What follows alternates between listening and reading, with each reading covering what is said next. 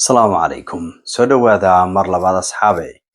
Waxaynu fiidiyogan kaga hadlaynaa waxa weeyaan maanta wax ku faafsan dhammaan tifiyada Yurub iyo Mareykanka oo lagaga warramayo xanuun loo yaqaano ama bacteria loo yaqaano Salmonella taa oo hadda ku faafaysa cuntooyinka aynu sida joogtada ah u isticmaalno sida digaaga iyo hilibka iyo khudradda.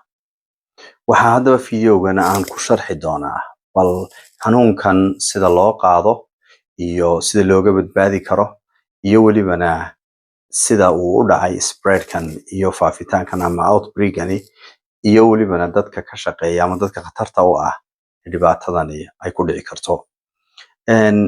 Waxaa laga yaabaa in maadaama oo Mareykanka iyo Yurub ay ku badan tahay meelaha lagu taskareeyo restaurantada ama masalan markuu xanuunkani dhaco ee lagu arko hospitaalada dad badan oo xanuunkan usoo dhacaya ayaa waxa la sameeyaa waxa la yiraahdaa in la dabagalo.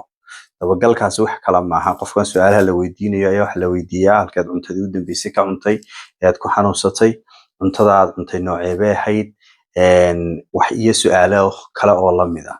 Kadibna halkii masalan hadduu sheego inuu restaurant ka cunay restaurantkii uu ka cunay baa la tagaa. Haddii masalan cunto gaara sheegay cuntadaasi halkii uu kasoo iibsaday dukaankii ama bakhaarkii uu kasoo iibsaday ayaa dib loo raacaa. Dabadeedna samples baa laga soo qaadaa. Sampleskan marka laga soo qaado ayaa la taskareeyaa la eegaa miyay waxani tahay wax ku faafsan ama product-ga la soo qaaday ku baahsan mise waxa weeyaan mid u gaara qofkan oo ay si gaar ah ugu dhacday. Haddaba haddii ay dhacday in markaa ilaa 200 oo qof oo source qura ka soo helay cuntadani masalan hal restaurant bay wax ka cuneen ama waxay ka soo iibsadeen digaag bay meel ka soo wada iibsadeen idina markay ay karsadeen ba xanuunka ku wada dhacay hospitaalka la keenana waxay u sheegeen inay source qura wax ka soo wada iibsadeen qaab caynkaas ayaa loo dabagalaa kadibna waa la eegaa. Waxaan filayaa inagu weli maynaan gaadhin heerka inaynu dabagalo soo eegno wax loo yaqaano food poisoning iyo wax la mid ah nooc doonaba ahaade laakiin waxaynu karaynaa masalan haddii xanuunku uu soo bato in bal على الأقل ogaado waxa keenay sababta keentay iyadoo oo qofka laga qaadayo historygaasina wasaaraddu ay ku dhisayso kolba xaaladda markaa jirta. Okay, aynu u nimaadna teenan imika. Anigu waxaan ka bixinayaa 3 talaan ka bixinayaa. Talo waxay ku socotaa dadka ka shaqeeya arrimaha hilibka oo ama ha noqdaan dadka poultry-ga iyo digaaga ka shaqeeya ama dadka ka shaqeeya ama xoolaha dhaqa iyo kuwa xoolaha lisa qaar ka mid ah ama ha noqoto dadka sidoodaba hilibka ka shaqeeya guud ahaan. Dadkaasi waa dadka ugu riskiga badan ee xanuunkani ku dhici karo. Xanuunkani wuxuu aad ugu faafaa 3 meelood meelaha biyaha aadka looga cabo biyaha nadiifta ahayn welibana ama ay soo qaadaan dooxyada iyo waxaas laga yaabo in qof xanuunkan qaba meel ka fog biyahaasi intuu ku saxaroodo dibadna biyaha la soo qaado sida ku timaado ama dadka qaar anshaxa xumayd ku dabaasha ceelasha iyo meelahaasi iyaguna inay ku kaajaan biyaha dhexdiisa kadibna xanuunku sida biyaha ugu dhex faafo kadibna lagu qaado. Waxa kale oo iyadna suuragal ah dadka masalan ka shaqeeya xoolaha ama qalaa hilibka ama waxyaalaha caynkaas ka shaqeeya adoo ku saabsan ama dadka ka shaqeeya digaaga iyo beedka ayaa aad iyo aad ugu nugul qaabkaasuna ku faafaa 3 nooc baa ugu muhiimsan 3 ugu ku faafo. Waxa kale oo dhici karta in qof ka shaqeeya meelaha oo isaguna soo taabtay xanuunkii hadduu ku salaamo oo kale iyadana waxa la yiraahdaa person to person contact inay iyaduna dhici karto oo lagu qaadi karo.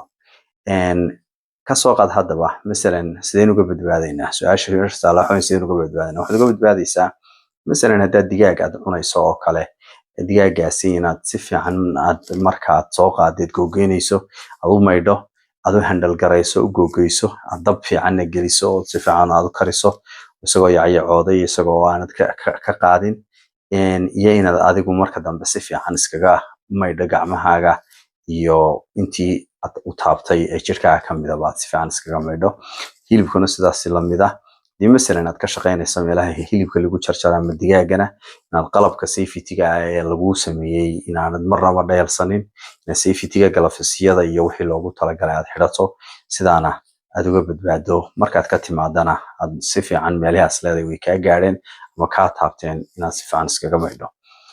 dadka beedka jecel ee beedka aad iyo aadka u cuna iyaguna inay beedka ayna ku cunin isaga oo qaydhin, isaga intay jebiyaan ayna sidiisa u liqaan isagoo biyo ah.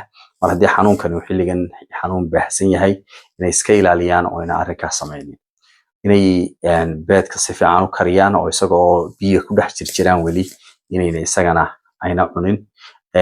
waxa kale oo iyadana talooyinka muhiimka ah ee la bixinayo ka mid ah ama dhakhaatiirtu ay ku talinayaan in qofku waddanka uu joogo beedka kasoo baxaya marka la tijaabiyey kadib la ogaaday inayna ahayn dhibaatadan mid local ah ee alaabta lasoo dhoofiye ka timid, inuu ku ekaado beedka kasoo baxaya waddankiisa inuu cuno, maadaama oo la sheegay in beed dibadda ka yimi oo xanuunkan wato sida masalan Ingiriiska oo kale iyo xataa Mareykankaba in la sheegayay qaar laga keenay dibaddu inay keeneen xanuunkan. ugu dambeyn waxaa muhiim ah iyaduna qofka xanuunku intuu hayn karaa. xanuunku masalan calaamadihiisa waxaa ka mid ah qofka inaa calooshu ay aad iyo aad u xanuunto, walibana sidii wax la jarjarayo oo kale, maqas oo kale in lagu gogoyay dadku ku tilmaamaan, kadibna uu qofkaasi shuban fara badan u yeesho, xumad aad u fara badanna u yeesho, kadibna qofkaasi uu madax xanuun aad iyo aad u adag inuu ku dhaco. madax xanuunkaasi laba sababood baa keeni kara bay yidhaahdaan culimadu. in qofkan biyahan ka baxay maadaama uu shubmay biyo badanna ka baxeen inay biyo baxaasi keenayo biyaha jirkiisa ka baxay, iyo talabaad oo ah in viralkan iyo fayraskan ay sii daynayso iyo suntan ay sii daynayso iyo dagaalkan jirka ka dhex socda inuu isaga laftiisu u keenayo. kii doonaaba ha keeno, calaamadaha ayaa horta ugu muhiimsan. qofka waxay hayn karaan adigu ilaa muddo, waxay ku dhacaan markuu cuntada cuno ilaa iyo 6 saacadood kadib, waxaana suuragala inay hayaan muddo 7 ah. muddada 7-ka hadduu qofku daryeel fiican heli waayo, xanuuno kalena ay u raacaan sida masalan qofka hadduu macaan lahaay oo kale si uu macaan ku kaco, ama xanuuno kale oo uu lahaa iyaguna dhibaatada aan u adkeysan karin qof da'a oo kale uu yahay, ama qof markiisa horeba nutritionally aan strong ahayn, waxaa laga yaabaa qofkaasi inuu xaalad serious galo, waxaana suuragalaba inuu u dhinto. marka Mareykanka ilaa dhowr qof wax la soo sheegayaa number dhimasho ah. Ingiriiska qofkii koowaad ayaa la sheegay. Yurubna waxaa laga yaabaa in dhawaanahan la sheego.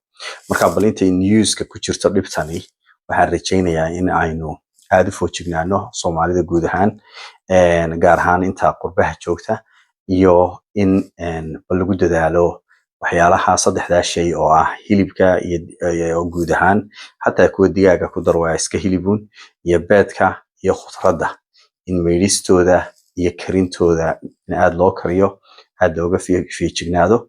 insha Allah ilaahay baa wax garanaysa safe gareeya inaynu arrinka aad uga foojignaano ayaan jeclaaday inaynu la wadaago, iyo qaabka looga foojignaanayo iyo si aynu balfahan guud uga qaadano waxay tahay salmonella ama salmonellosis oo ah infectionka ku dhaca marka ay iyadu salmonelladu ay timaado. salmonella hal bacteria maaha, waa group of bacteria ayaa la isku yidhahdaa salmonella. suna videogu u dheeraanin, waxaan jeclaan lahaa inaan intaa kusoo gaabiyo. waxaan rajaynayaa inuu noqday mid useful ah oo faa'iido leh. haddii ay tahay markii koowaad ee channelkeygana aragtana si aad noo taageerto, waxaan jeclahay inaad nagu soo biirto. aad iyo aad baa u mahadsantihiin. wixii su'aalaana commentiga aad noogu reebtaan. assalaamu calaykum.